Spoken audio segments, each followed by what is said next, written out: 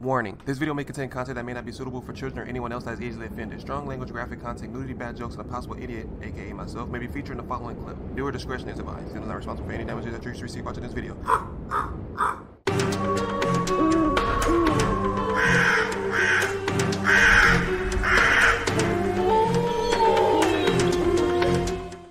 Hey, what's up, y'all? It's Zems, and welcome to Top Scariest Coincidences Caught on Camera. This video is by Top 10s. So if you guys haven't already, be sure you swoop down to the description box, click on that link, and go watch the video in its entirety while me pausing, stopping, talking through the whole thing. Thank you guys so much for the recommendations. I checked out some of those videos, and some of them was like, it wasn't kind of my taste, but hey, keep throwing them out there, and I'll keep checking them out. But yeah, we're going to jump into this one. Sometimes coincidences may not just be a coincidence, and it may be the actual thing that you're looking for, if that makes sense. But for now, let's get it. Small coincidences happen all the time, but it's very rare that they send a chill down your spine. Well, these are some of the scariest coincidences that seem to have been arranged. Hey, if your hair look like this, bruh, just shave it off. There is no point of holding on to it, bruh. I know your younger days, you know, you still want to vibe and let the wind blow through it, but it's over with, bruh. Just shave all this off. Looking like Phil and Lil from Rugrats. Coming up first is bank robber. Alright. This one comes from a news broadcast in Minnesota, USA. One day a guy was reporting on a bank heist that happened the day before. That is when all of a sudden someone runs out of the bank behind him. The man is a worker in the bank and he points over to something in the distance. The guy actually says to the news broadcaster, "There's the bad guy right there." 24 hours ago, this bank in North... What? Turn the camera. Oh, that's the robber. Turn it. This is live TV, folks. That's the robber just went by, according to the bank employee. So I gotta go here and call 911. I'll talk to you later. The newscaster... Bro, turn the camera, get a description of the vehicle. The dude, muscular, big, skinny, tall, Hispanic, black, white. Like, what is he? Like, you just gonna just sit there? Oh, you're on the news. Tell 911 to pull up, bruh. That's right. The guy who robbed this bank returned to the scene the next day. And at the very same time, the news was doing a broadcast about it. That's already a lot of coincidences right there. The bank teller chases after the guy who hops into a van. But thankfully, because of this, police were able to track this guy down. Police later arrested Ryan Lisko. It turned out he'd robbed the same bank 2 days in a row. This is what happens when you play too much GTA. Yeah. It's a crazy array of coincidences that this guy was at the bank at the same time as the news. Robber Ryan thankfully was sentenced to nearly 10 years behind bars for robbing this bank.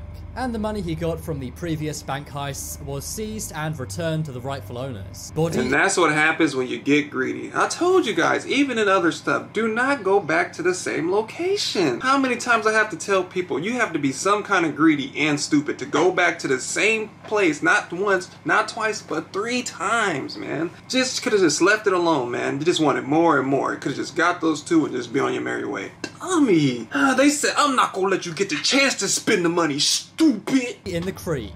When something big happens in an area, the news will often interview locals close to the event. That's exactly what happened one day in Camptown, Pennsylvania, USA. The body was found inside a creek by the local police. As this was happening, some reporters were digging around trying to find out what happened. And that's when one journalist came across a man named Matthew Haverly. He lived right next to the creek where the body was found.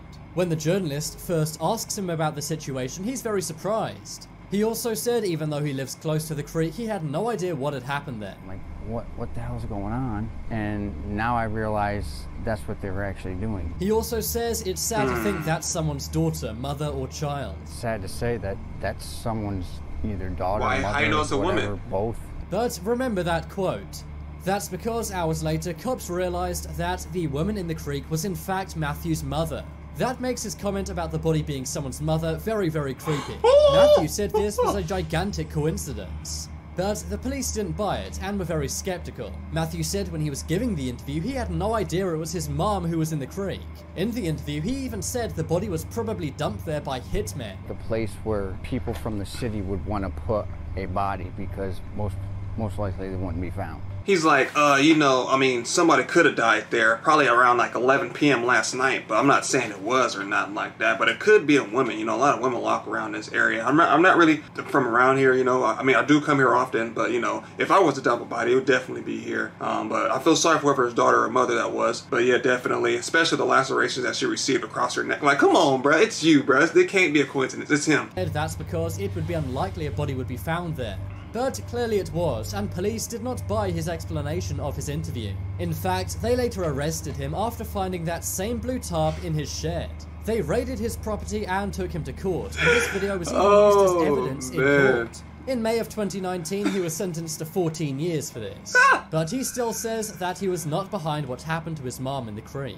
Yeah, okay, buddy. World War I plate. One of the most defining moments in all of human history was World War I. That's because it led to World War II and then the modern world we have today. But everyone knows that the major event which kicked off World War I was the assassination of Archduke Franz Ferdinand. Of course, this took place while he was being driven in a limousine. This was a Graf and Stift limo.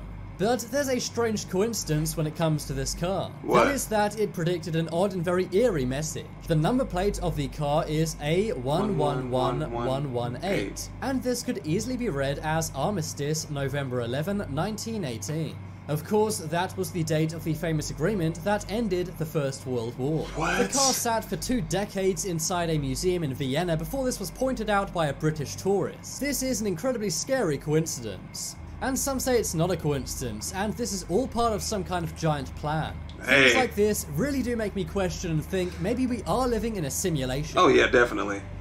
You guys, come on, man. You guys have to be open-minded. Like, some things like a coincidence, but other things just like, it can't be, yo. It just lines up too well. Sometimes, you know, the cables is like this, and then sometimes just like, I don't know. The Simpsons been doing it for years. People be like, oh, it's not real. I don't believe any of that stuff. But the Simpsons been hitting stuff head on for years, and I don't know why that is. But, and I've also seen the little videos of birds stuck in like time, like they're not moving and stuff. So I don't know. Suspect search.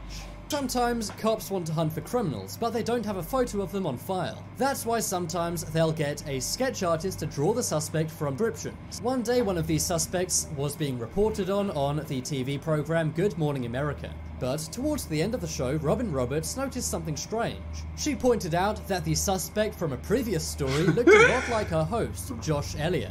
I know. The similarities are incredibly creepy, and they really do look alike. Who was there? Somebody that Yes, in our last story. Not a chance. Some say the reporter who originally reported on this story looks a lot like the suspect too. Look around and there's actually various instances of the news reporters reporting on suspects which look exactly like them. Admittedly, this is pretty funny, but if you look at it a different way, it's pretty creepy too. I wonder if a news anchor has ever been a real suspect and reported on themselves. The man in this sketch badly injured a woman after a traffic argument. Lincoln and JFK. But you have to understand, I don't know, it could be, because sometimes these serial killers are living double lives. Like the show I'm watching called The Reckoning, that dude, one creepy gym teacher dude, bro, he's like a double life. Like Dexter too, right? There's like a lot of these shows, you never know, man. They part-time teacher and then part-time killer, or part-time doctor, part-time killer. Like it can't be me, I'm a news host. Alright, buddy. Yeah, not too many people that look alike. I know they say it's like an alternate universe or something. Somebody, you always have one twin somewhere, but I want to know who out there looks like me. People are like, oh, you look like Rondo. I'm like, oh, bruh. When it comes to presidents being assassinated, the United States does not have a good record. In fact, there have been 6 attempts to assassinate the US president while they were sitting, and 4 of the 6 were successful. But the assassinations of both Lincoln and JFK have some pretty creepy coincidences. Yeah, both headshots. Did you know that Lincoln had a secretary named Kennedy who told him not to go to the theater? And Kennedy had a secretary named Lincoln who told him not to go to Dallas. What? Bruh, time travel. 100%, bruh. They warned each other back in time to not go, bro. It's time travel. Time travel 100%, bruh. If that doesn't add on to the simulation thing from the last thing, bro, I don't know what to tell you guys. Lincoln was or reincarnation. Shot in the Ford Theater, and Kennedy was shot in a Lincoln made by Ford. They were both taken out on a Friday. Lincoln's assassin, John Wilkes, was known by 3 names comprised of 15 letters, and Lee Harvey Oswald was also known by 3 names comprised of 15 letters. John Wilkes shot Lincoln in a theater and fled to a warehouse. Lee Harvey Oswald shot Kennedy from a warehouse and fled to a theater. Lincoln was elected to Congress in 1846 and JFK in 1946. Lincoln was elected president in 1860 and JFK 1960. And that's not even all of the coincidences about these 2 presidents. Is this simply a coincidence, or has something been set up here? Bro, we're living in a rerun. I'm telling you guys. We're living in a rerun. I don't know if these guys are reincarnation or this is just proof that history always repeats itself and we're going through the same process again. That was deep, but that gave me the chills. I think that was probably the best coincidence. That should have been #1. If that's not #1, I'm dying to see what #1 is, man. Let me know down in the comment section if that didn't like give you the chills or kind of like creep you out a little bit, because that's too spot on, bro. That's not a coincidence. I'm a big conspiracy person. That's not coincidence at all. Robber interview. This one comes from a news report in Gwinnett County, Georgia, USA. A reporter's doing a pretty boring story about traffic in the area. That's when she stops and interviews a random passerby. The man seems totally normal and polite and simply talks about the local traffic and then walks off. But hours later, the news reporter gets a phone call from the police saying they need to talk to her urgently. That's because minutes before he was interviewed, the man in the footage had robbed a bank. A witness actually say they saw the man rob the bank and then afterwards stopped at a news van for an interview. The police used this interview as well as surveillance footage of the guy's license plate to arrest him. The robber, Eric Rivers, was taken into custody and he's now in jail facing 2 counts of robbery. Idiot. Hi, bro. Dad. This one comes... Yeah, let me rob a bank and then go on national television and show my face. Bro, I'm telling you, only the dumb criminals get caught, bro. From a YouTuber named Jennifer Moam. Sadly, she lost her dad. But to remember him, she looks up to the sky and says, "Hi, Dad." This is a nice way to pay respects, but obviously it's a one-directional way of communicating. Yeah. It's not like her dad can communicate back to her. Or can he? One day, she looked up at the sky and said, "Hi, Dad." That's when all of a sudden a glowing orb appears to come down from the sky. Jennifer's channel is mainly about her family, not about paranormal events. But I think this is a really special and heartwarming event if it really is a message from her father. That's crazy. I'm sure a lot of people look up to the skies and pay respects to those who have passed on in their lives. But do you think this was Jennifer's dad communicating with her? I really like to think so. If so, it really may prove the existence of an afterlife. Yeah, I don't know about that one. Convicts. We all know that when you get arrested and have to go to the police station, you have to give over your fingerprints. Right. But why exactly is this? Surely they can just write down your name and take Oh, a picture yeah, I and remember know this. who you are, right? Well, the reason fingerprints became a thing is because of these 2 guys. These are mugshots of William West and William West. They're not related in any way, but they look incredibly similar. They also have the same name, and were serving their sentences at the same prison at the same time. This led to a massive amount of confusion with the prison guards. Clones, man. They kept getting mixed up, and for a long time, they didn't realize they were 2 separate people. So the prison had the idea to simply take their fingerprints so they could tell them apart. Otherwise, they could get confused and lost in the system, or their sentences, which were different, could be mixed up. So it's because of the 2 William Wests that we do fingerprints to this day. These guys were incarcerated in the Leavenworth Penitentiary in Kansas, Oh, USA. snap. And this happened all the way back in 1903, before fingerprint forensics even became a thing. Basketball fraud, but yo, nah, bro, that's not a coincidence. That's a clone, bro. 100% clone. I mean, you could, there's a little bit of a difference, but I don't know. But they say you do have a twin somewhere. But the fact that y'all committed almost the same crime and doing time at the same time and at the same place, bro, I don't know. Maybe they are related and didn't really know it, but that's crazy. They're the reason why they started fingerprinting. So if it wasn't for them, how would they be catching killers now? Would they just rely on objects or they have to catch the people in the act? Or do you think they would have developed that later on in the future? Let me know down in the comment section what you think. You likely think you know about everyone in your life. Yeah. But what if those people have a dark secret? For example, a fake identity. That's what happened to someone in Texas named Rashawn Richardson. Rashawn was the top player in the Hillcrest High School basketball team. He helped his team beat every single other team in Dallas, Texas. He had a legendary reputation all around Texas and was a star student athlete. Or at least, that was the reputation he had for 9 months. But then, one day, people found out the reason why he was so much better at basketball than everyone else. Rashawn was playing against another team and was doing amazing as always. But that's when the other team's coach recognized Rashawn. It suddenly dawns on him that years ago, he coached Rashawn. This was 7 years ago, meaning Rashawn should no longer be in high school. He immediately went to the school and told them about what was happening. And it turned out Rashawn Richardson was not even a real person. Instead, he was a man named Sidney Gilstrap Portley. And instead of being a 17-year-old high school kid, he was 25 years old. Damn. He's now facing criminal charges for falsely enrolling in a high school. I'm not sure how he flew under the radar for so long. To make things even more creepy, he had a 14-year-old girlfriend who had no idea of his true age and identity. And he would have gotten away with it too if it wasn't for that meddling coach. He was scheduled to graduate in 2020. This means if he didn't play against his old high school, he likely would have never been discovered and actually graduated.